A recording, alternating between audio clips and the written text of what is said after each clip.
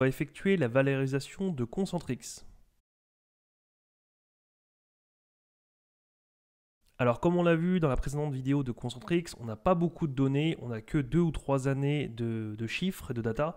Ça veut dire qu'il faut aller creuser dans les rapports financiers, dans les présentations, etc. pour voir les stratégies futures, la croissance espérée par le management, par la direction, voir dans les précédents bilans s'ils avaient tenu leurs objectifs ou pas. Bref, comme on n'a pas beaucoup de données, ça va être difficile de se faire une idée précise, mais on peut essayer.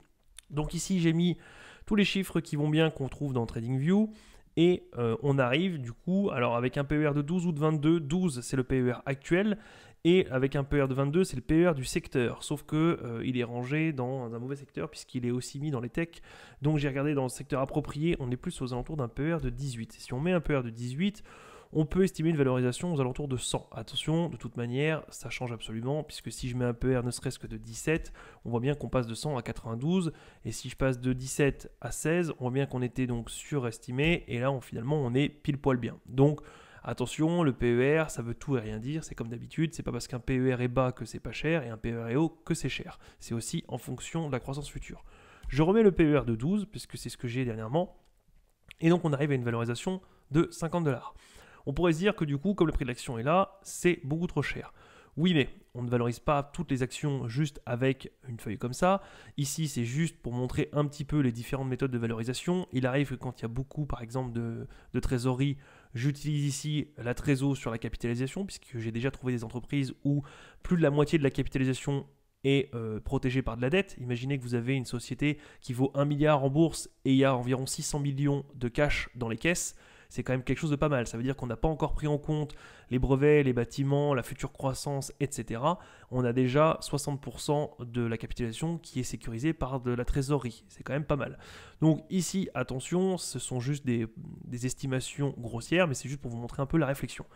Si on veut aller un petit peu plus loin, histoire de voir, alors je n'ai pas encore lu les rapports financiers et pas regardé les présentations, donc c'est vraiment comme ça à froid.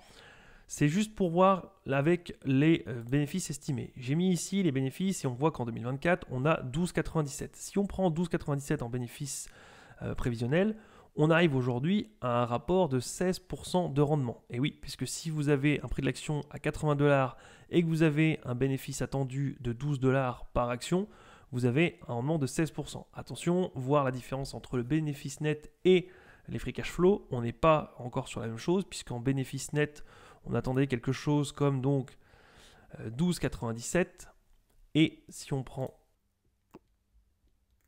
les free cash flow, on sera plutôt du coup aux alentours de 460 millions. Donc si je prends 460 et qu'on divise par le nombre d'actions, ici si on met égal 460 millions divisé par le nombre d'actions, ça tombe bien, il a 51 millions. On arrive à 9 € de free cash flow par action, ce qui n'est du coup plus du tout comme les 12,97. Mais on voit bien quand même que c'est pas mal. Si je mets les 9 euros, les 9 euros de free, enfin les 9 $ de free cash flow, on a un rendement de 11,25. Et par rapport au dividende, le dividende qui est de 1,21 l'année prochaine, on a un rendement de 1,51%. Si on compare un petit peu avec Téléperformance, on avait ceci.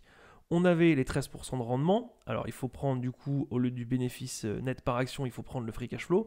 Et par contre, au niveau des bénéfices, des dividendes, on avait 3,90, enfin 3,80, pardon, 3,80%. Donc, on est sur quelque chose de pas mal. Attention, par contre, ce que je dénote ici, c'est qu'on a une dette ici qui est de 2,5 milliards et quand on va sur Concentrix, aussi de 2,5 milliards. On passe les détails, là, les quelques dizaines de milliers d'euros qu'il y a derrière.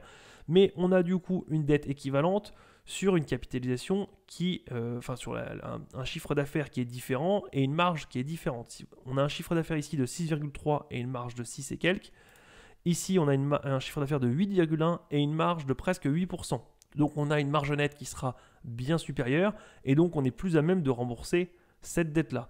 De la même manière, pour les capitaux propres, on a 3,67 ici et 2,69 ici. Donc on est quand même sur quelque chose qui est un petit peu différent. On a l'air d'être un peu plus stable et un peu plus solide sur Téléperformance. Attention, encore une fois, à prendre avec des pincettes puisque tout peut être balayé d'un seul coup s'il y a une mauvaise acquisition ou si la direction fait des mauvais choix.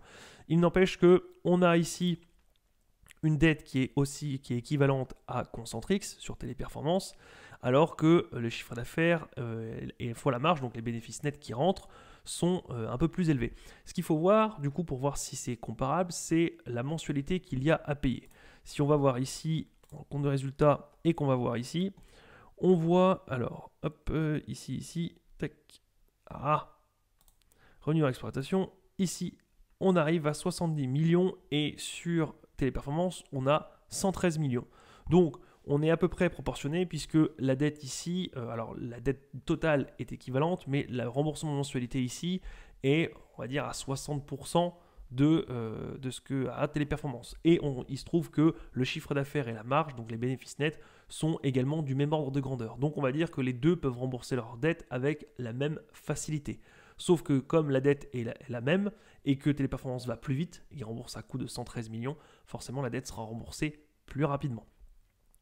On en arrive donc à deux sociétés qui sont relativement équivalentes, grosso modo, dans les chiffres, même si Téléperformance fait plus de chiffre d'affaires, avec une marge bien meilleure, et une dette équivalente finalement à Concentrix. Elle permet aussi de sortir un dividende plus élevé que Concentrix, mais on a un bénéfice net par action qui est un petit peu moins, parce qu'on a du 13%, et tout à l'heure, ici, on avait du 16% pour Concentrix. Donc on n'est pas sur la même chose, on avait 14 ou 15% pardon, sur Concentrix. Donc on est sur des sociétés qui sont quasiment équivalentes. Je préfère cependant un petit peu plus Téléperformance, tout simplement parce que j'ai le retour des chiffres, j'ai le recul sur plusieurs années. Et on voit aussi également que le free cash flow, on dégage presque 1 milliard de free cash flow, ce qui est vraiment pas mal, ce qui nous fait un price to free cash flow de presque 10. Donc on arrive à quelque chose où on peut, sans prendre de croissance aujourd'hui, avoir 10 ans et on a un rendement de 10%.